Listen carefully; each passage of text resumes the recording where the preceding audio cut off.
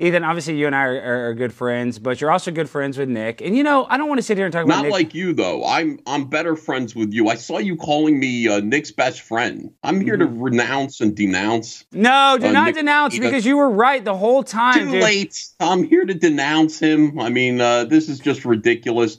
I've told that guy so many times, and I tell everybody in my audience, just say no.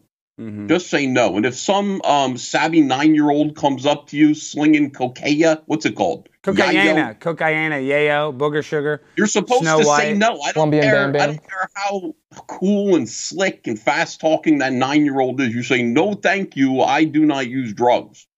Well, I've said this all along. No, you were right this whole time. Wait, hold on. Let me just say this, Ethan. You were right this whole time. And the only reason that Nick was spiraling or Kayla was having problems is they have a 9-year-old allegedly that's addicted to smack, and that would make me hard as a parent if I had a 9-year-old that was, you know, I'm sorry, that would make you hard as a parent. It would make it hard, yes, it wouldn't make me erectilely hard, but it would make my life challenging. Is the thing I was trying to say. It would make your life so much easier. If your kid was addicted to cocaine at the age of 9, you should pick up his fucking clothes off the ground, right? Am I allowed to say the F word? No, yeah, you can cuss, but that doesn't make sense. Doing chores? Yeah, I mean, crackheads usually are pretty clean because they can clean up stuff and take care of business. They can, like, take apart a refrigerator. Get to work. Yeah. You're on cocaine. You should be hyper motivated to get things done. That's why most people do cocaine. And let's be real, it's not fentanyl, so who cares? I mean, you know, why are we going to beat this guy up? Oh, it's like a beer, please. You know, a little cocaine these days. Okay. I've never tried cocaine. I've always said no. Have you really never tried it, Ethan? Have you really never tried it? Come on, don't be. I've never tried it, man. Never. The devil's dandruff. You've never been offered the devil's dandruff ever once, and you just kind of took it. No, and by the way, that just shows you how boring my friends are. I have friends like you. Now, you've never offered me cocaine, yayo.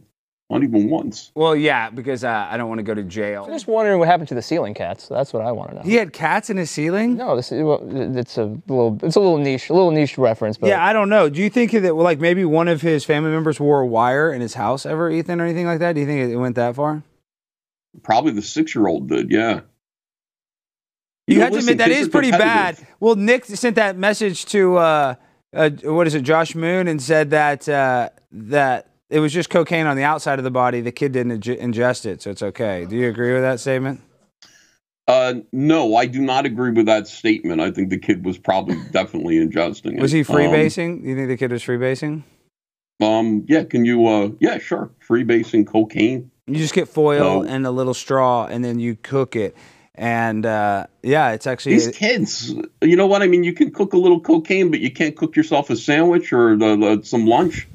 That was one of the things that I was saying, Alex. I was like, you're freebasing cocaine. Why don't you freebase a little bit of Kraft macaroni and cheese for your brothers and sisters? And, I'm the bad guy here. No, you are I'm the one saying these. You are the bad guy because Steel Toe, Aaron, he would go on his podcast before they even got busted for the blow. Before they got busted for that, he went on his podcast and he would talk about how the Rekietas were I can't even say it with a straight face, that he would cook the kids. You had to see this, SpaghettiOs. And so this was like a month-long thing. So disgusting. I know, it's so disgusting, but this is before anybody got busted with blow or anything. They'd be like, what kind of household is over there where Aaron Imboldt is making them SpaghettiOs? You need some YouTuber, with 500 fans to cook your kids SpaghettiOs. And like, that was a narrative that was on the internet that was making me laugh, but then come to find out it was actually much more sinister. Like, the parents weren't microwaving cans of SpaghettiOs. Apparently, I don't know, but I think the pantry was full of food. So to your theory, that is true. And I think a kid probably should learn how to microwave a Hot Pocket. That's not that hard,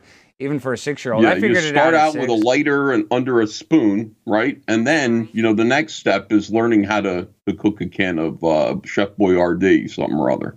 Okay. Shouldn't be that hard. Not a big ask.